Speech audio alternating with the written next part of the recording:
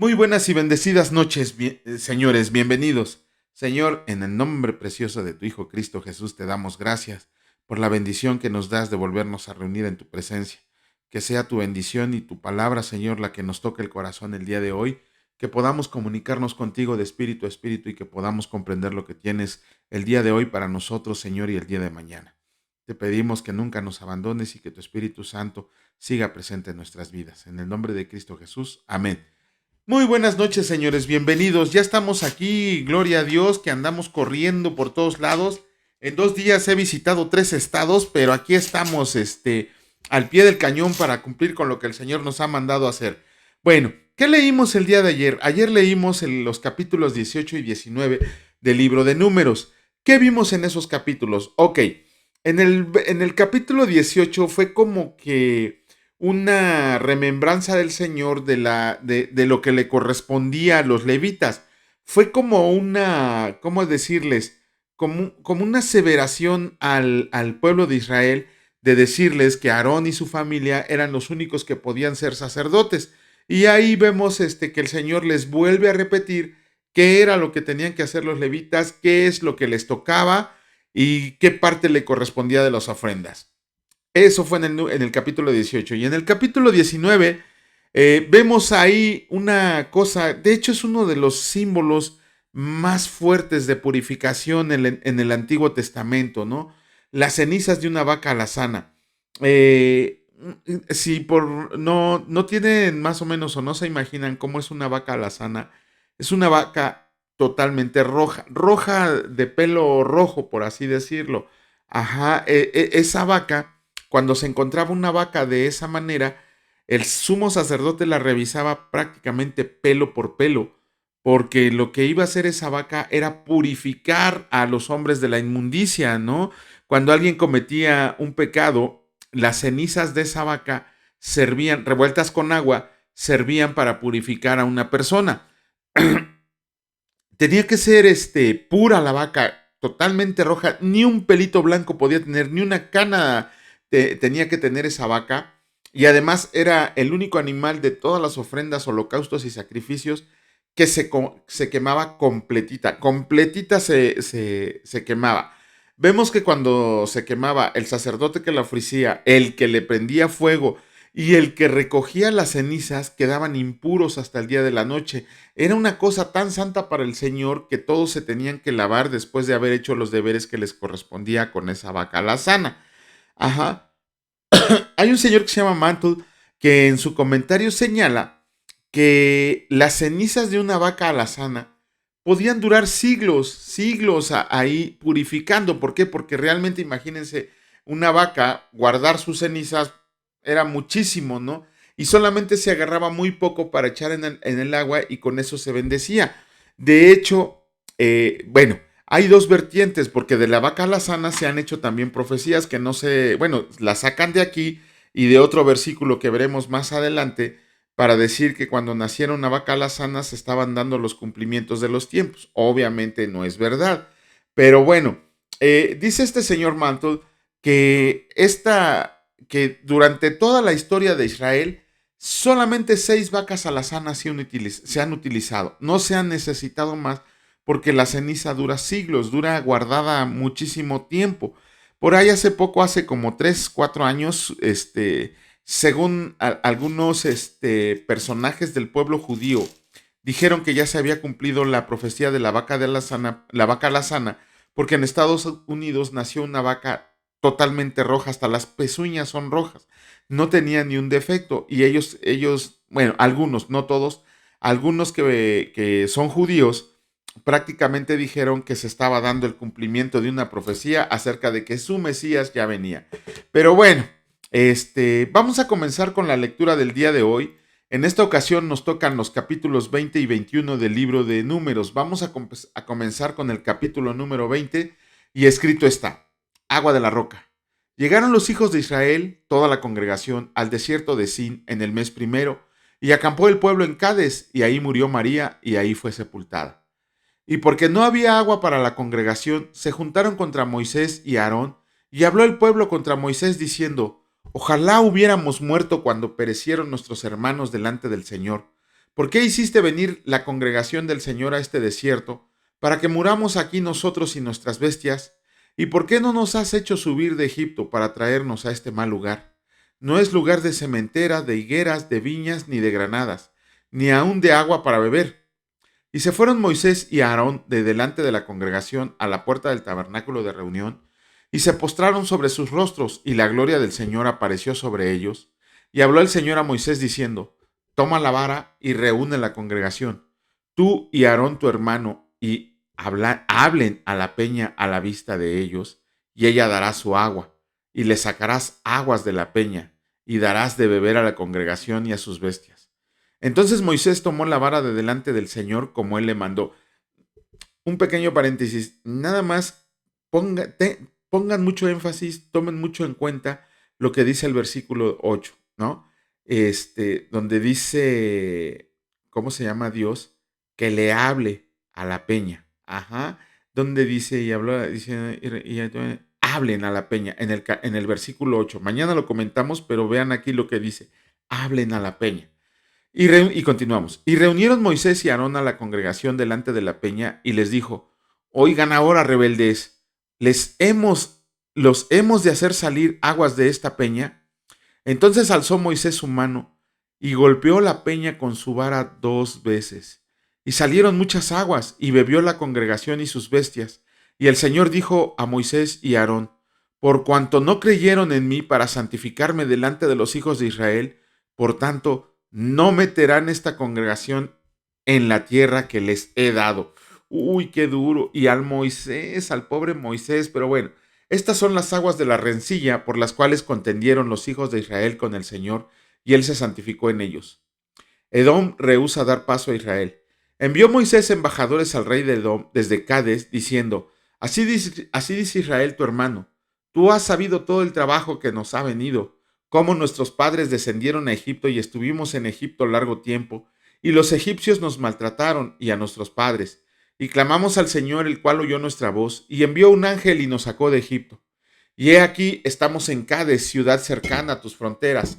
Te rogamos que pasemos por tu tierra. No pasaremos por labranza ni por viña, ni beberemos agua de pozos. Por el camino real iremos sin apartarnos a diestra ni a siniestra, hasta que hayamos pasado tu territorio. Edom le respondió: No pasarás por mi país, de otra manera saldré contra ti armado. Y los hijos de Israel dijeron: Por el camino principal iremos, y si bebemos tus aguas yo y mis ganados, daré el precio de ellos, déjame solamente pasar a pie, nada más. Pero él respondió: No pasarás. Y salió Edom contra él con mucho pueblo y mano fuerte. No quiso pues Edom dejar pasar a Israel por su territorio, y se desvió Israel de él. Aarón muere en el monte Hor.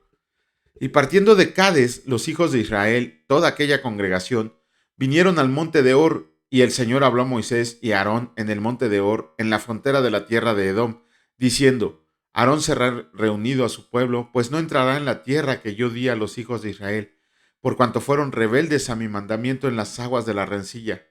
Toma a Aarón y a Eleazar su hijo, y hazlos subir al monte de Hor, y desnuda a Aarón de sus vestiduras, y viste con ellas a Eleazar su hijo, porque Aarón será reunido a su pueblo, y ahí morirá.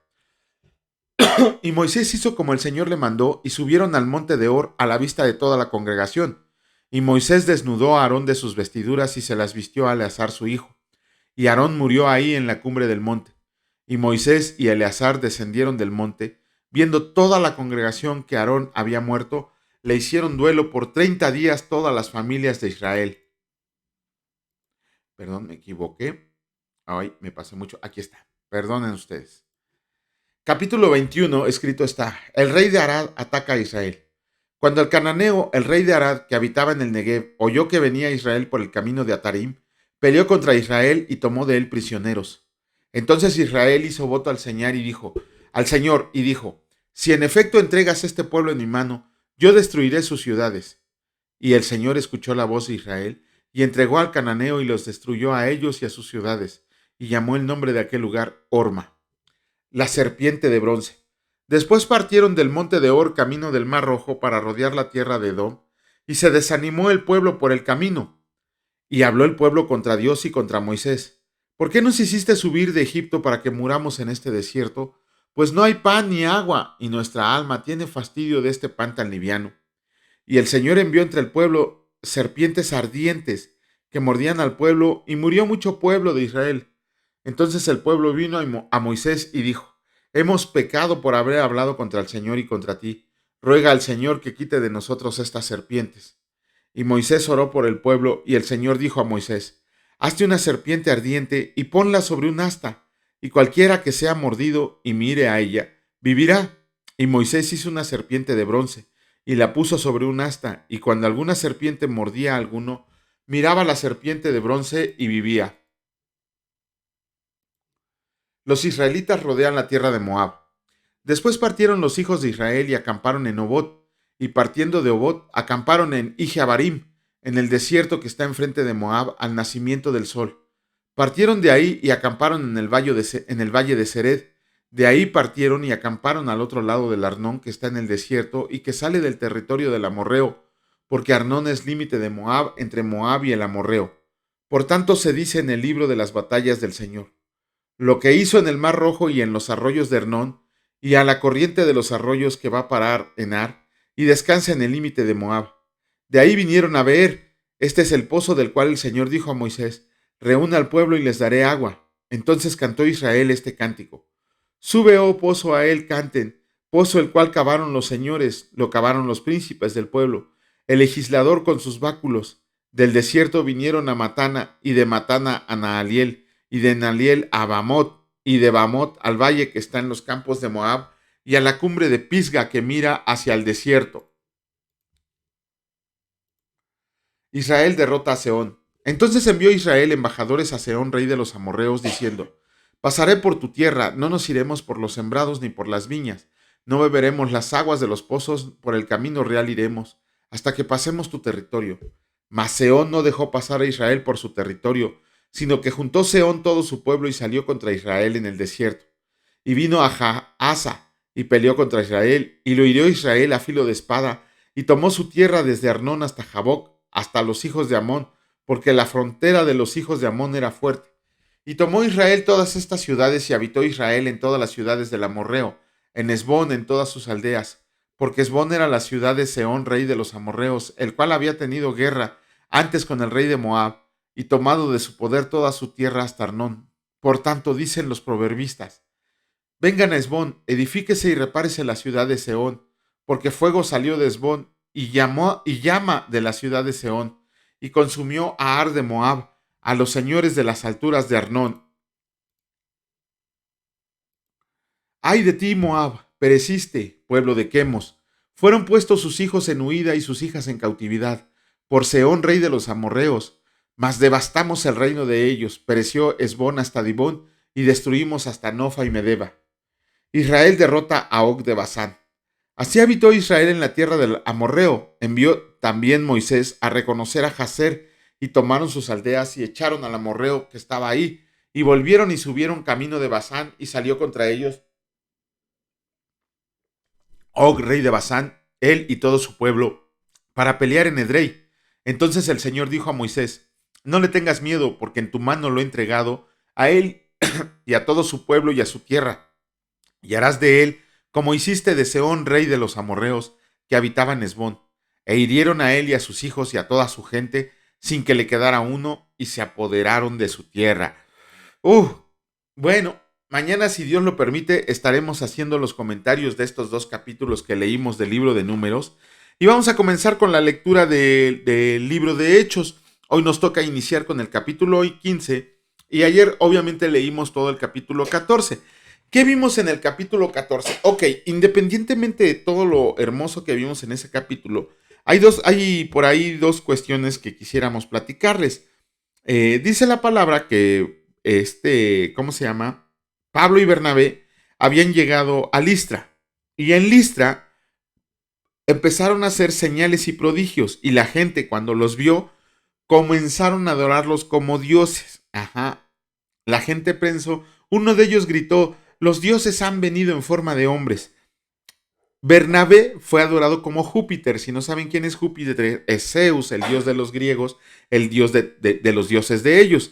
Y a este Pablo lo confundieron con Mercurio, con Hermes, el dios griego Hermes, que era el mensajero de todos, porque era el que estaba hablando. Ajá. Cuando este Pablo y Bernabé vieron eso, dice la palabra, que rasgaron sus vestidos en señal de dolor y le pidieron a los listrenses que por favor no los adoraran, que ellos eran hombres igualitos que ellos, ¿no? Aquí tenemos que encontrar que esta es una de las maneras en que podemos nosotros y distinguir a los falsos profetas, a los falsos pastores, a los falsos maestros y sobre todo a esos tipos inmundos que andan diciendo que son apóstoles. ¿Por qué? Porque para ellos sí quieren la gloria y la honra para ellos no se la quieren dar al Señor. Entre más grande su iglesia, entre más gente tienen, entre mejor visten, muchas cosas que hacen, pero que no le dan la gloria y la honra al Señor, sino que se la adjudican ellos como si ellos fueran Dios. No son ni la mugre del dedo de la uña del pie de Pablo, y se sienten más que el mismo Pablo. Ajá. Pablo fue autor de la mitad del Nuevo Testamento. Él sí fue un apóstol. Ajá. Bernabé era un diácono seguramente y era un hombre que estaba increíblemente apegado al Señor. Pero ¿se acuerdan que también cuando Pedro llegó a la casa de Cornelio, cuando lo leímos en el capítulo que llegó a la casa de Cornelio y que Cornelio se le hincó y lo quería adorar? ¿Qué hizo Pedro? Lo levantó y le dijo, levántate porque yo también soy hombre como tú. Ninguno de los apóstoles, ninguno permitió que se le adorara. Y sin embargo hoy vemos a los líderes que si no se les rinde pleitesía, que si no se les alaba, que si no se les dice que son lo mejor de lo mejor, hasta se ofenden, ¿no? Y casos hay muchos. Conozco un señor que fue alcohólico toda su vida, ya estaba a punto de perder a su familia, perdió su trabajo, le pegaba a su esposa, muchísimas cosas, hasta que lo anexaron, a él sí lo anexaron. Se curó de su alcoholismo y ahí adentro conoció la palabra de Dios. Es increíble lo que hizo este señor cuando recibió la palabra. Bueno, él fundó muchísimas iglesias, él le daba clases a pastores, ajá, le daba clases a pastores, pero de ahí empezó a perder el piso él, porque ya después no quería dar palabra a la congregación, ya no quería dar clases a simples humanos, ya él inclusive lo tenían que presentar como el apóstol tal, de él salió, nadie le dijo, a mí preséntenme como el apóstol tal, ¿no? Y ya tenía un espectáculo que parecía un ballet folclórico que cobraba por presentarlo en las congregaciones, ¿no? Vemos ahí claramente cómo él se dejó dominar por el ego, ya olviden la codicia y todo lo demás, se dejó dominar por el ego. A veces es increíble cómo personas con tanto conocimiento en la palabra de Dios caen, ¿no? Dice un versículo de la palabra de Dios, aquel que esté firme, aquel que crea estar firme, cuídese de no caer. Híjole, tengan cuidado con estas personas que les piden que les digan pastores, que les pidan que les digan maestros, que les pidan que les digan profetas o apóstoles. Son la fauna más nociva que puede haber en la iglesia. Ajá, nadie, absolutamente nadie tiene el derecho o el deber de ponerse un título. Si la gente te pone un título, tú mismo tienes que corregirlos.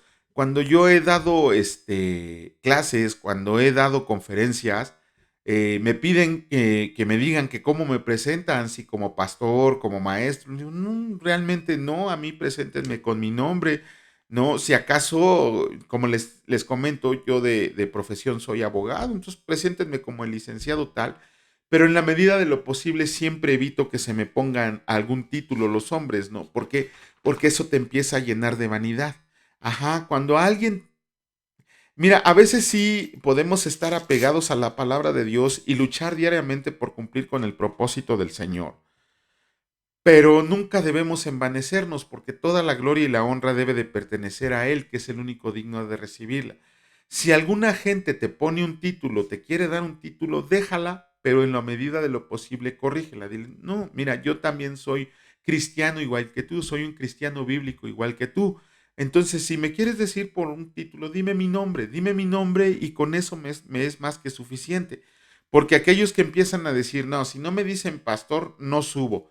Si no me anuncian como el profeta, no subo. Si no me anuncian como el superapóstol, no subo. Aguas, tengan mucho cuidado porque esos sí son los lobos rapaces buscando a quien devorar. Ellos sí son los falsos pastores, los falsos maestros, los falsos apóstoles.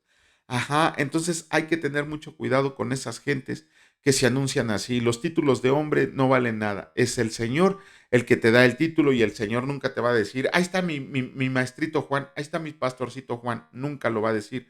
Ajá, y tampoco nosotros como siervos del Señor debemos de andar buscando ponernos títulos. A nosotros que se nos llame por nuestro nombre y con eso somos más que felices, diciendo que toda la gloria y la honra sean para aquel, el único que es capaz de recibirla. Bueno, les voy a dar un dato interesante, no sé si les sirva, les voy a ser bien sincero. Apenas el día de hoy también yo lo aprendí. Por increíble que parezca, hoy aprendí esto y ya me decidí a investigarlo profundamente porque es algo que me llamó mucho la atención. Ajá, ¿recuerdan ayer que leímos que Pablo fue apedreado? Ujú. Y que yo les decía que Pablo se levantó, se sacudió el polvito y se fue a seguir predicando, ¿no? Que les hacía la analogía de que a veces nosotros, según llegamos muy cansados y ya no queremos hacer nada, ¿no? Vemos que Pablo lo apedrearon, se sacudió la ropa, se levantó y se fue a predicar. Ok, hay dos comentaristas, McDonald y Kelly. Ellos dicen, les hicieron la pregunta acerca de que si Pablo había muerto a consecuencia del apedreamiento. Ajá, y los dos dicen que sí murió. Es que está difícil que alguien haya sobrevivido a una piedriza de esa naturaleza, ¿no?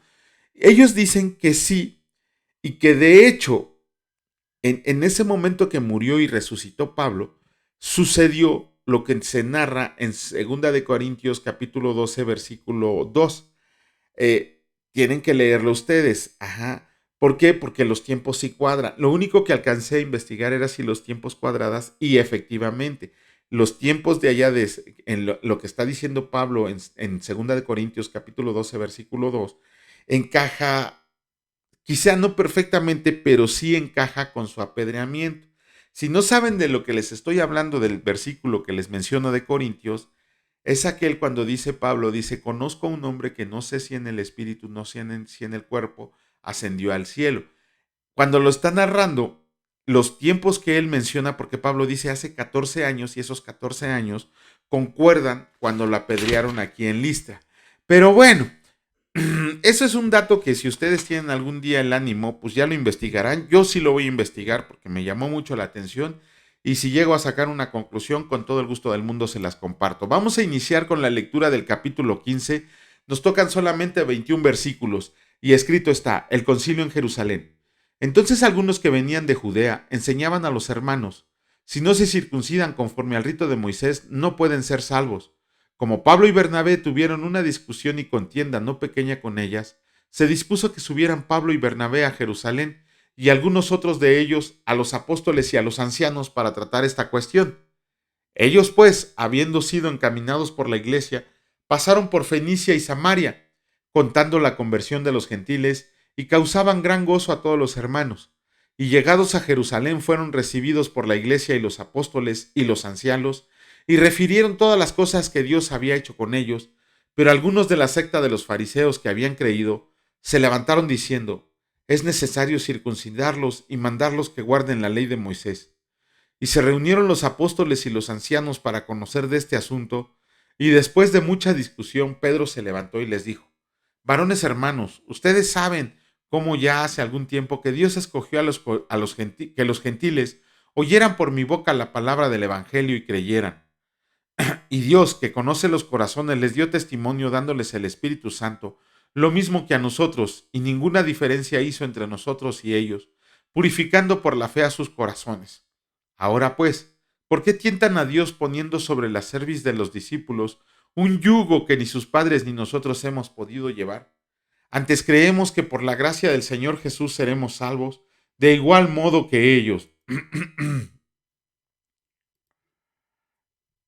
Entonces toda la multitud calló y oyeron a Bernabé y a Pablo que contaban cuán grandes señales y maravillas había hecho Dios por medio de ellos, entre los gentiles, y cuando ellos callaron, Jacobo respondió diciendo: varones hermanos, escúchenme. Simón ha contado cómo Dios visitó por primera vez a los gentiles para tomar de ellos pueblo para su nombre, y con esto concuerdan las palabras de los profetas como está escrito.